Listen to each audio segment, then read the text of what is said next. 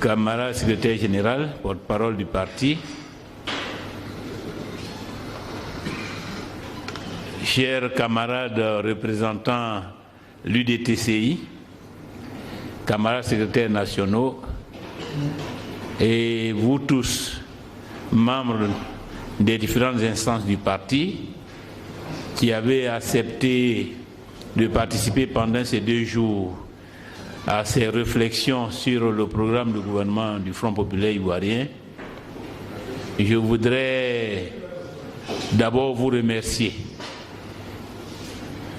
en vos grades et qualités pour la densité des interventions que nous avons enregistrées, que nous avons écoutées au cours de ces 2 jours qui nous ont rassemblés ici dans le cadre du séminaire d'actualisation du programme de gouvernement du Front populaire ivoirien. Je voudrais tout particulièrement remercier le camarade Kwadio Komwe Augustin et du pays. Et puis pour reconnaître aussi que parfois les cadres du FPI ont donné le sentiment de ne pas être très mobilisés sur les réflexions scientifiques, sur les réflexions techniques. Nous avons à certaines occasions eu à le déplorer dans les réactions sur le suivi de l'action gouvernementale. Tout ceci m'avait enclin à considérer que peut-être que ce séminaire serait plutôt le lancement de nos réflexions sur le programme de gouvernement du Front populaire ivoirien. Et je dois avouer que j'ai été pas seulement agréablement, mais très agréablement surpris par la qualité du travail. De commission, aux modérateurs, aux rapporteurs, à tous les cadres qui ont été mobilisés ces dernières semaines pour que la rencontre de ce jour soit une réussite sur le plan scientifique, sur le plan politique. Je crois que nous avons pris une certaine avance parce que sur l'esprit national, je peux, sans envie de me tromper, je peux dire que nous sommes les premiers à mettre le pied à l'étrier sur ce aspect en particulier par rapport à l'échéance électorale de 2020, à avoir engagé la réflexion sur ce que nous allons proposer aux Ivoiriens à l'occasion des élections présidentielles de 2020. Nous sommes les premiers à nous préoccuper de l'avenir de la Côte d'Ivoire à partir de 2020. Et j'espère que nous serons les premiers à l'issue des élections présidentielles de 2020.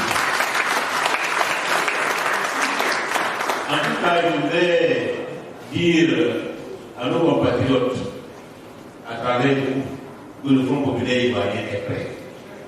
Que le Front populaire ivoirien est prêt parce que le Front populaire ivoirien a fait le tour des préoccupations de nos compatriotes, des Ivoiriens et des Ivoiriens, et a dégagé les voies du salut de la Côte d'Ivoire. Et a dégagé des actions essentielles qu'il faut mettre en œuvre pour satisfaire les attentes de nos compatriotes, pour régler les différents problèmes auxquels la Côte d'Ivoire est confrontée. Ces problèmes qui touchent aussi bien au cadre général de gestion du pays, à la réforme de l'État. Sur la réforme de l'État, nous avons eu des entretiens très enrichissants. Nous avons noté ensemble la nécessité de réformer l'État de Côte d'Ivoire, de moderniser l'État de Côte d'Ivoire, parce que l'État est au centre du programme de développement national, de moderniser les institutions de la République, d'instaurer un système présidentiel plus modéré, plus ouvert aux populations, plus ouvert à la démocratie, plus ouvert à la participation nationale, de revoir la place du Sénat et des autres institutions dans le sens d'une optimisation de ces institutions afin que leur action soit plus efficace au service de la nation, qu'il s'agisse de la médiature, qu'il s'agisse du Conseil économique et social, qu'il s'agisse de la grande chancellerie, toutes ces institutions que parfois nous avons considérées comme budgétivores. Comment faire en sorte que leur mission soit mieux prise en charge et que le coût pour la collectivité nationale soit moins lourd. Nous avons parlé aussi de la justice. Une justice au service de la paix et du développement. Une justice au service de la démocratie.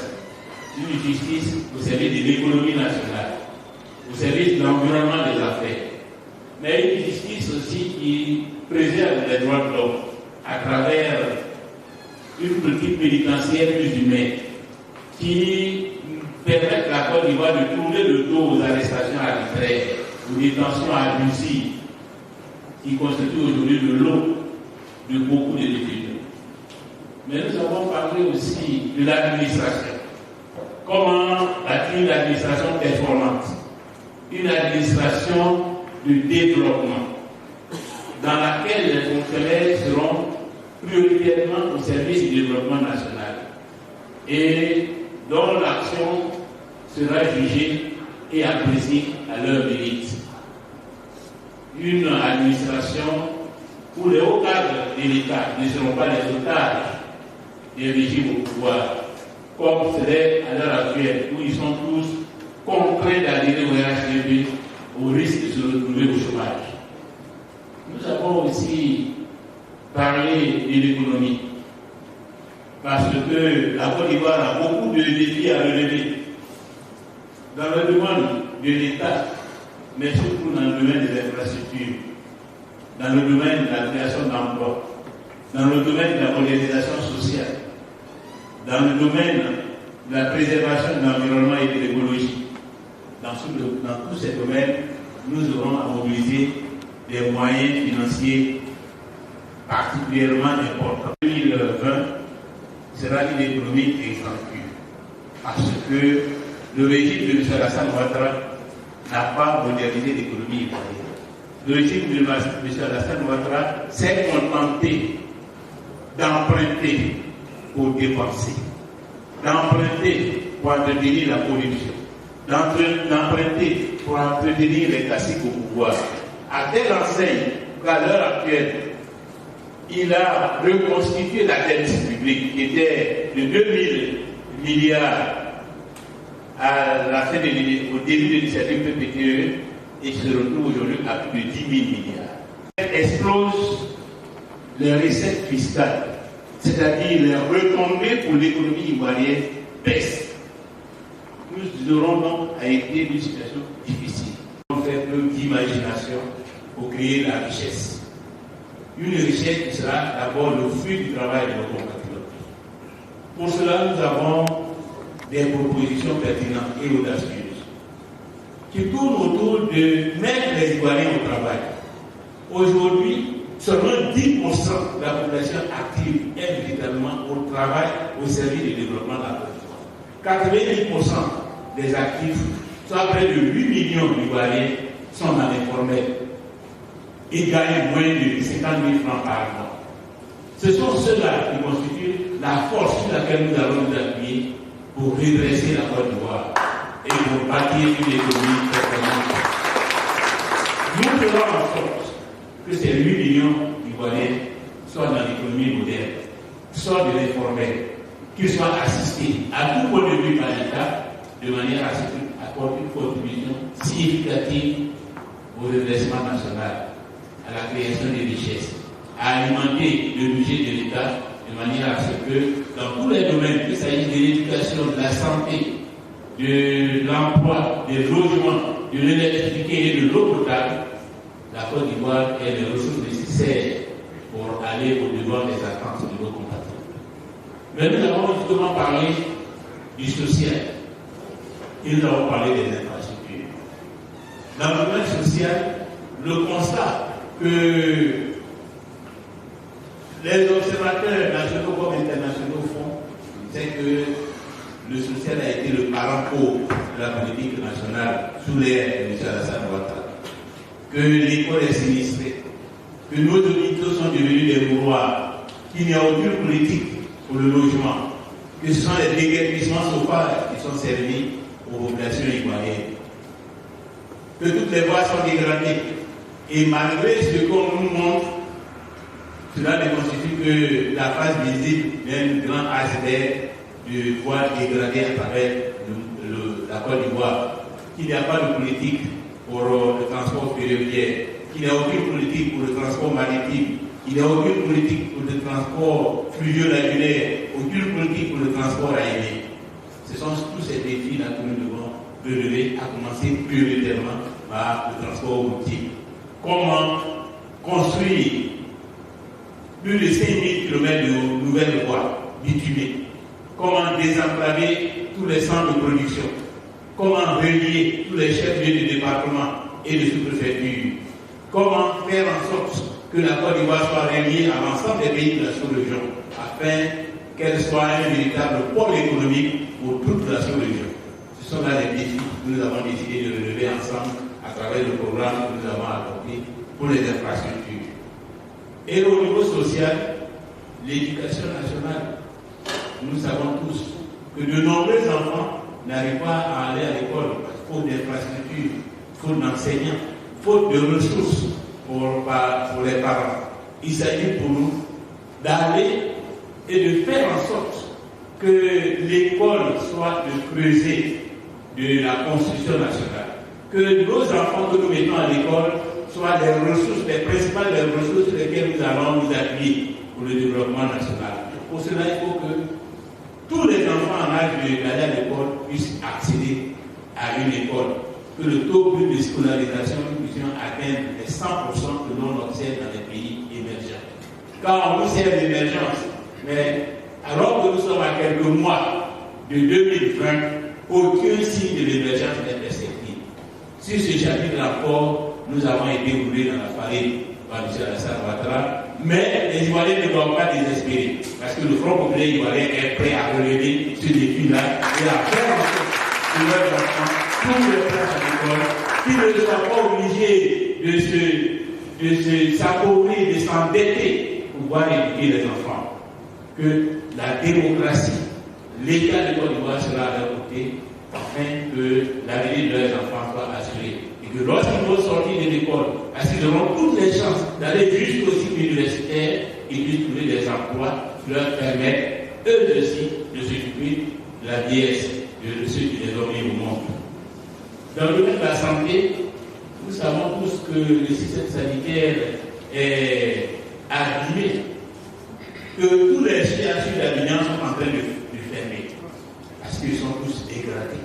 Que le budget alloué à la santé publique est loin des normes internationales.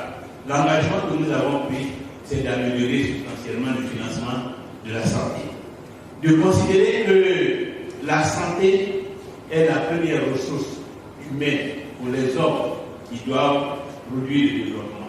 C'est pourquoi nous avons décidé d'être ambitieux dans ce domaine, à la fois en prenant des engagements pour que tous les chefs-lieux de région puissent disposer d'un CHU, pour que chaque commune des deux grandes capitales comme Abidjan puisse disposer d'un centre hospitalier universitaire, et pour que demain, les Ivoiriens, où qu'ils soient à moins de 10 km d'un centre de santé rural. Ce sont ces engagements-là que nous allons réaliser demain avec nos compatriotes. Je voudrais donc terminer en disant que nous n'avons pas oublié l'environnement. Le dernier thème qui nous a rassemblés ici est apparu en définitive comme la colonne vertébrale du programme politique que nous allons proposer aux Ivoiriens. L'environnement est devenu une question centrale. L'écologie est devenue une question centrale. Le développement durable est le repère de toutes les politiques de développement à travers le monde. Le cadre de vie, c'est l'enjeu du développement durable. Nous avons décidé de relever ce défi de la transition écologique, de relever le défi de la transition énergétique et d'aborder le développement de la Côte d'Ivoire dans cette perspective où la question du réchauffement climatique est devenue un défi, un enjeu majeur à travers le monde, où la question de la transition dans la vision du monde. Et donc, c'est pour cela que j'ai été particulièrement heureux des propositions qui ont été faites par la Commission Environnement, Cadre de Vie et Habitat, parce que ces propositions-là sont nouvelles, ces propositions sont avant-gardistes, ces propositions nous permettent de prendre une avance sur tous les partis politiques en Côte d'Ivoire et une avance sur les défis que la Côte d'Ivoire doit relever. Je voudrais vous dire infiniment merci d'être venu, d'avoir mis votre intelligence au service de l'avenir de la Côte d'Ivoire, d'avoir mis votre intelligence au service de la reconquête du pouvoir par le Front populaire ivoirien, vous souhaiter bon retour et vous dire que nous marchons vers le pouvoir marche vers nous. En 2020, une nouvelle aventure commence pour nous avec la caution de nos compatriotes, avec le suffrage de nos compatriotes pour exercer la plus haute responsabilité de l'État, conduire la politique de développement économique et social de la Côte d'Ivoire. Je vous remercie.